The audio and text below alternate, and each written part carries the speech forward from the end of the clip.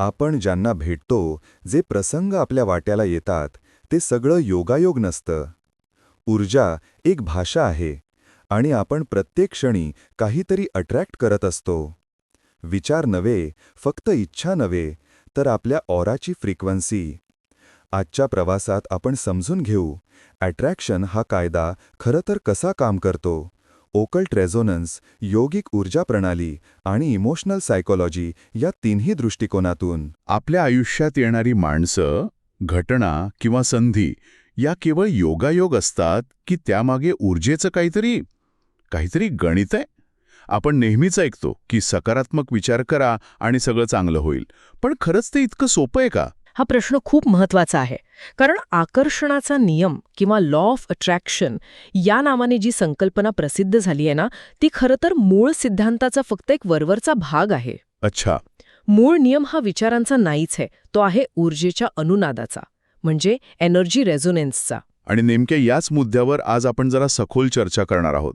म्हणजे पॉझिटिव्ह थिंकिंगच्या पलीकडे जाऊन त्यामागे जे सूक्ष्म ऊर्जाशास्त्र आहे, हो, म्हणजेच एनर्जी रेझोनन्स, त्यावर बोलणार आहोत. या चर्चेचा आधार आहे नवल शिंदे यांचे ऑरा विश्लेषण, बायोफिल्ड मॅपिंग आणि योगिक तत्त्वज्ञानावरील अनेक वर्षांची निरीक्षणं. तर आजचा उद्देश स्पष्ट आहे, आकर्षणामागचं खरं विज्ञान समजून घेणं. अगदी बरोबर. आपण हेच उलगडणार आहोत की आपली ऑरा फ्रिक्वेन्सी, आपल्या भावना आणि आपलं प्राणिक ऊर्जा क्षेत्र, म्हणजे आपलं प्राणिक फील्ड, ते आपल्या वास्तवाला, आपल्या अनुभवांना नकळतपणे कसं आकार देतं. ही काही अशी यांत्रिक प्रक्रिया नाहीये की तुम्ही काहीतरी विचार केला आणि ते घडून आलं. ही एक सखोल ऊर्जावान प्रक्रिया आहे. जेव्हा तुमची ऊर्जा बदलते, तेव्हाच तुमच्या आयुष्यातले अनुभव बदलतात. चला तर मग याच्या अगदी मुळाशी जाऊया. एक हर्मेटिक तत्वज्ञान आहे जे सांगतं, काहीही स्थिर नाही, सर्व काही गतिमान आहे, सर्व काही कंप पावते. हे ऐकायला खूप तात्विक वाटतं, पण याचा आपल्या रोजच्या आयुष्याशी काय संबंध? याचा संबंध थेट आणि खूप जवळचा आहे. ते कसं आहे ना, याचा अर्थ सरळ आहे. या जगात कोणतीही गोष्ट, अगदी दगडसुद्धा स्थिर नाहीये. प्रत्येक गोष्टीत एक सूक्ष्म कंपन, एक प्रकारची व्हायब्रेशन आहे. ओके. ऊर्जा म्हणजेच वारंवारता, म्हणजे फ्रिक्वेन्सी, आणि वारंवारता म्हणजेच कंपन, व्हायब्रेशन.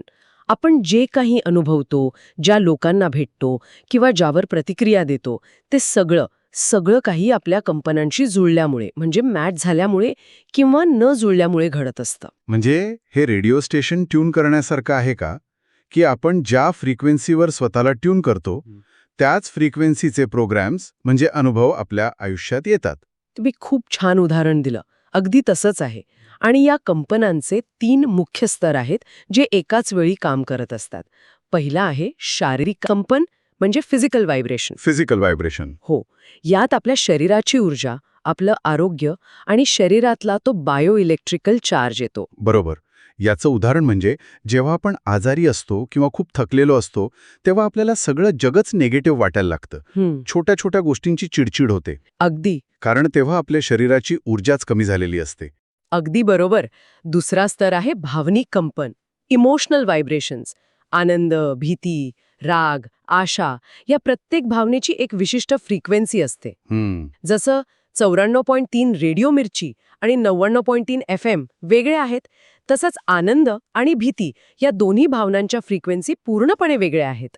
आणि तिसरा, सर्वात सूक्ष्म स्तर, तो आहे जाणीवेचे कंपन. जाणीवेचे कंपन म्हणजे कॉन्शियसनेस व्हायब्रेशन. हो, यात आपल्या श्रद्धा, आपले हेतू आणि आपला आंतरिक अनुनाद म्हणजे आतला रेझोनन्स यांचा समावेश होतो. ऑरा स्कॅनच्या निरीक्षणांमध्ये हे अगदी स्पष्ट दिसतं. जेव्हा एखाद्या व्यक्तीच्या मनात एखादा विचार येतो ना, तेव्हा त्याच्या ऑराचा रंग आणि त्याची रचना, ते पॅटर्न सुद्धा क्षणात बदलतं. इतका थेट संबंध आहे. हे ऐकून मला आधुनिक क्वांटम फिजिक्सची आठवण होतीये. पण ही संकल्पना आपल्या प्राचीन योगशास्त्रातही नक्कीच असणार. तिथे याला काय म्हणतात? हो, नक्कीच. योगशास्त्रात याला स्पंद किंवा प्राणाची लय असं म्हणतात. आणि ही संकल्पना खूपच खोल आहे. काश्मीरी शैवपंथातील शिवसूत्रांमध्ये स्पष्ट म्हटलं आहे, स्पंद हे चैतन्याचे स्पंदन आहे. चैतन्याचे स्पंदन. वाह! म्हणजे हे संपूर्ण विश्व एका वैश्विक लयीवर, एका कॉस्मिक हार्टबीटवर चालतंय असं म्हणायचंय का? हो, तुम्ही तसं म्हणू शकता. आणि मानवी पातळीवर आपली ऊर्जा प्रणाली ही प्राणाचा वेग, आपल्या नाड्यांमधल्या ऊर्जेचा प्रवाह आणि सर्वात महत्त्वाचं म्हणजे हृदय व मनातील सुसंवाद म्हणजे कोहेरन्स यावर अवलंबून असते. अच्छा, हा शब्द महत्वाचा आहे, सुसंवाद किंवा कोहेरन्स. म्हणजे नेमकं काय? हे एखाद्या बँडमधले वादक एकत्र सुरात वाजवतात तसं आहे का? परफेक्ट, अगदी परफेक्ट उदाहरण आहे. जेव्हा गिटार, ड्रम्स आणि गायक एकाच तालात, एकाच सुरात असतात, तेव्हा एक सुंदर संगीत तयार होतं. पण जर ड्रमर भरकटला, तर सगळंच बिघडतं. हो, तसंच जेव्हा आपलं हृदय आणि आपलं मन यांच्यात ताळमेळ नसतो, तेव्हा ऊर्जेत मिसमॅच तयार होतो. आणि हा मिसमॅच मला अनेकदा जाणवतो. कधीकधी आपण खूप प्रयत्न करतो पण काहीच मनासारखं घडत नाही. सतत अडथळी येतात. हे त्याचंच लक्षण आहे का? मला वाटतं लोकांना हे त्यांच्या रोजच्या आयुष्यात कुठे दिसतं हे जाणून घ्यायला आवडेल. नक्कीच. जेव्हा कंपनं जुळत नाही, तेव्हा त्याचे परिणाम थेट दिसतात. मन अस्थिर होतं, भावनांवर नियंत्रण राहत नाही, निर्णय चुकतात आणि जीवनात अपेक्षित परिणाम मिळत नाहीत. या उलट जेव्हा कंपनं संरेखित असतं, म्हणजे अलाइन्ड असतं, तेव्हा विचारांमध्ये स्पष्टता येते, घटना आपोआप जुळून येतात, ज्याला आपण काय म्हणतात त्याला? सिंक्रोनिसिटी म्हणतो. सिंक्रोनिसिटी. हो. हं. आणि गोष्टी अगदी सहजतेने घडताना दिसतात. हे सगळं ऐकायला खूपच रंजक आहे, पण याची काही ठोस उदाहरणं आहेत का? म्हणजे ऑरा निरीक्षणांमधून काय समोर आलंय? हो, अनेक वर्षांच्या ऑरा निरीक्षणांवर आधारित काही ठोस निष्कर्ष आहेत जे हे स्पष्ट करतात. पहिला निष्कर्ष म्हणजे कमी कंपने कमी दर्जाच्या घटनांना आकर्षित करतात. ओके. उदाहरणार्थ, भीतीची भावना मनात असेल तर कामांमध्ये अनावश्यक विलंब होतो. मनात गोंधळ असेल तर तो बाहेरच्या परिस्थितीत आणखी गोंधळ निर्माण करतो. आणि मनात राग असेल तर तो कळत नकळतपणे संघर्षालाच आमंत्रण देतो. एक मिनिट. म्हणजे माझ्या मनातली चिडचिड खरंच बाहेरच्या जगात माझ्यासाठी ट्रॅफिक जॅम किंवा वायफाय बंद पडण्यासारख्या गोष्टी निर्माण करू शकते? थेट तसं नाही, पण तुमची चिडचिडी ऊर्जा तुम्हाला त्या घटनांवर जास्त तीव्रतेने प्रतिक्रिया द्यायला लावते आणि त्यातून संघर्षाची एक साखळी तयार होते. अच्छा, कळलं. दुसरा निष्कर्ष याच्या अगदी उलट आहे. उच्च कंपने स्पष्टता आणि संधी आकर्षित करतात. शांत मन योग्य लोकांना आणि योग्य सल्ल्यांना आकर्षित करते. कृतज्ञतेची भावना नवीन संधींची दारं उघडते आणि आनंदी हेतूने केलेलं काम लवकर आणि यशस्वी होतं. याला नशीब नाही तर ऊर्जेचं संरेखन म्हणतात. आणि तिसरा मुद्दा कोणता? तिसरा मुद्दा खूप महत्वाचा आहे. तो म्हणजे कंपने शब्दांपेक्षा जास्त प्रभावी असतात. आपण तोंडाने काय बोलतो यापेक्षा आपलं मन आतून काय कंप पावते याला जास्त महत्त्व आहे. अच्छा, म्हणजे आपण जे fake it till you make it म्हणतो ते ऊर्जेच्या पातळीवर चालत नाही. नाही, अजिबात नाही. तुमची आतली भावनाच तुमचं वास्तव ठरवते. तुम्ही वरवर कितीही सकारात्मक बोललात तरी तुमची ऊर्जा खोटं बोलू शकत नाही. तुम्ही अचूक पकडलं, अगदी बरोबर. आणि चौथा निष्कर्ष नातेसंबंधांसाठी खूप महत्वाचा आहे. लोक आधी तुमच्या कंपनांना प्रतिसाद देतात, मग तुमच्या शब्दांना. हो, हे मी अनुभवलंय. आपलं ऑरा फील्ड साधारणपणे 4 ते 7 फुटांपर्यंत संवाद साधतं. म्हणजे तुम्ही एखाद्या व्यक्तीच्या जवळ जाता तेव्हा काही बोलण्याआधीच तुमच्या ऊर्जा क्षेत्रांची देवाणघेवाण होते आणि समोरच्या व्यक्तीची पहिली प्रतिक्रिया कळत नकळतपणे त्यावरच ठरते. म्हणजे ज्याला आपण पॉझिटिव्ह वाइब्स किंवा निगेटिव्ह वाइब्स म्हणतो ते खरं तर हेच आहे. हे ऐकायला काहींना थोडं काल्पनिक वाटू शकतं, पण आपण याला पर्सनल स्पेस किंवा एखाद्या व्यक्तीबद्दल येणारी इंट्युटिव्ह फीलिंग असंही म्हणू शकतो, नाही का? अगदी, हे तेच आहे. आणि याचाच अर्थ पॉझिटिव्ह आणि निगेटिव्ह भावनांना स्वतःची अशी एक मोजता येणारी फ्रिक्वेन्सी असते. आपण याला भावनांचा फ्रिक्वेन्सी स्पेक्ट्रम म्हणू शकतो. ओके. काही भावना उच्च फ्रिक्वेन्सीच्या असतात, जशा की प्रेम, शांती, कृतज्ञता, धैर्य. या भावना ऑरामध्ये एक विस्तारित आणि सुसंवादी अनुनाद म्हणजे एक्सपॅन्डेड हार्मोनिक रेझोनन्स तयार करतात. सोप्या भाषेत सांगायचं तर तुमचं ऊर्जाक्षेत्र फुलासारखं उमलतं, विस्तारतं. आणि कमी फ्रिक्वेन्सीच्या भावनांचं काय होतं, जसं की भीती किंवा राग? भीती, अपराध भावना म्हणजे गिल्ट, राग, लाज यांसारख्या भावना कमी फ्रिक्वेन्सीच्या आहेत. या भावना ऑरामध्ये आकुंचन निर्माण करतात, कॉन्ट्रॅक्टेड व्हायब्रेशन. आकुंचन? हो, म्हणजे तुमचं ऊर्जाक्षेत्र आवळल्यासारखं होतं. जसं थंडी वाजल्यावर आपण अंग चोरून बसतो तसं. तुमची ऊर्जा संकुचित होते, जड होते. आता हे स्पष्ट होतंय की आपल्या भावना आपल्या ऊर्जा क्षेत्रावर थेट परिणाम करतात. पण एखादी घटना प्रत्यक्षात कशी येते म्हणजे या कंपनापासून आकर्षणापर्यंतचा प्रवास नेमका कसा होतो, ही साखळी कशी काम करते? खरं कोणतीही घटना अचानक घडत नाही. त्याचा एक ठरलेला क्रम आहे. तो असा आहे: कंपन म्हणजे व्हायब्रेशन, मग येतं भावनिक क्षेत्र म्हणजे इमोशनल फील्ड, त्यानंतर येतो हेतू म्हणजे इंटेंट, ओके. मग येते कृती म्हणजे ॲक्शन, आणि मग तयार होतं वास्तव म्हणजे reality. Vibration, emotional field, intent, action आणि मग रियालिटी. हे थोडं अमूर्त वाटतंय. आपण एका उदाहरणातून हे समजावून घेऊ शकतो का? नक्कीच. एका व्यक्तीच्या ऑरा स्कॅनमध्ये एक गोष्ट स्पष्ट दिसली. त्यांचं म्हणणं होतं की माझं नशीबच मला साथ देत नाहीये. मी खूप प्रयत्न करतो पण ऐनवेळी कामं फिसकटतात. ही अनेकांची तक्रार असते. म्हणजे मणिपूर चक्राची फ्रिक्वेन्सी खूप कमी होती. त्यामुळे त्यांच्या ऊर्जेत एक प्रकारचा गोंधळ आणि जडपणा जाणवत होता. त्यांच्या हृदयचक्रात दाबलेलं दुःख होतं आणि घशाच्या चक्रात व्यक्त न झालेल्या भावना अडकलेल्या होत्या. अरे बापरे. ते तोंडाने म्हणत होते मी सगळं सांभाळेन, पण त्यांची ऊर्जा सांगत होती मी खूप घाबरलो आहे आणि आत्मविश्वास गमावला आहे. आणि या सगळ्याचा परिणाम त्यांच्या प्रत्यक्ष आयुष्यावर दिसत होता. मग यावर उपाय काय केला? त्यांना काही सोप्या पण अत्यंत प्रभावी ऊर्जा पद्धती दिल्या गेल्या. जसं की रोज काही वेळ जमिनीशी संपर्क साधणे म्हणजे ग्राउंडिंग, हार्ट कोहेरन्सचा सराव करणे. म्हणजे हृदयावर लक्ष केंद्रित करून श्वास घेणे? हो, आणि काही विशिष्ट मंत्रांचा वापर करून व्हायब्रेशनल फ्रिक्वेन्सी रिसेट करणे. आणि आश्चर्याची गोष्ट म्हणजे केवळ 21 दिवसात त्यांच्या कंपनांमध्ये खूप मोठा, मोजता येण्यासारखा बदल झाला. पण इथे मला एक प्रश्न आहे. हां. त्यांच्या कंपनांमध्ये बदल झाल्यामुळे बाहेरची परिस्थिती खरंच बदलली की फक्त त्यांचा त्या परिस्थितीकडे बघण्याचा दृष्टिकोन बदलला? कारण अनेक जण म्हणतील की हा तर फक्त माइंडसेटचा खेळ आहे. खूप चांगला प्रश्न आहे. आणि याचं उत्तर असं आहे की दोन्ही गोष्टी घडल्या. त्यांचा दृष्टिकोन बदलला, ज्यामुळे त्यांचे निर्णय बदलले. हे खरं आहे.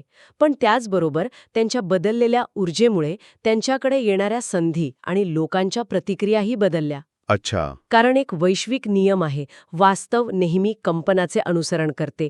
Reality follows vibration. जेव्हा तुमची आतली फ्रिक्वेन्सी बदलते तेव्हा बाहेरचं योग तुम्हाला वेगळा प्रतिसाद द्यायला सुरुवात करतं. हे खूपच शक्तिशाली आहे. मग आता सर्वात महत्त्वाचा प्रश्न, कोणी आपली कंपना कशी सुधारू शकतं? यासाठी काही व्यावहारिक मार्ग आहेत का, जे कोणीही सहज करू शकेल? नक्कीच आहेत. ही एक 9 टप्प्यांची सोपी पण खूप प्रभावी पद्धत आहे, जी कोणीही कुठेही वापरू शकतं. पहिला टप्पा आहे श्वास आणि ग्राउंडिंग. फक्त 1 मिनिट. फक्त 1 मिनिट. म्हणजे साधं 1 मिनिट डोळे मिटून शांत बसायचं आणि आपल्या श्वासावर लक्ष द्यायचं. एवढं तर कोणीही करू शकतं. याने फरक पडतो, कारण आपलं धावणारं मन, तो डोक्यात सुरू असलेला हॅमस्टर व्हील क्षणासाठी का होईना थांबतो. बरोबर. दुसरा टप्पा आहे सोलार प्लेक्सिस ॲक्टिव्हेशन. दोन्ही हात एकमेकांवर घासून गरम करा आणि पोटावर बेंबीच्या वर ठेवा. हातांच्या उष्णतेने तिथली प्राणिक ऊर्जा, जी आपल्या आत्मविश्वासाचं केंद्र आहे, ती सक्रिय होते. ओके.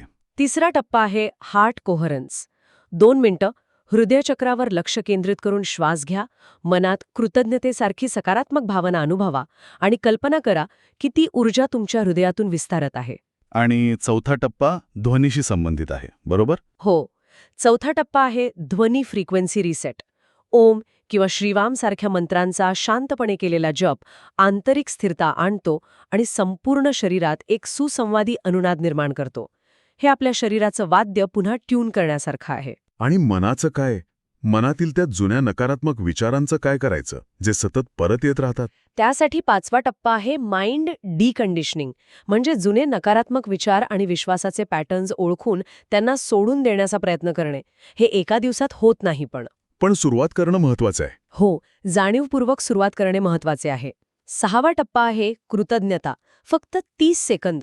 ही फ्रिक्वेन्सी वाढवणारी मास्टर की आहे.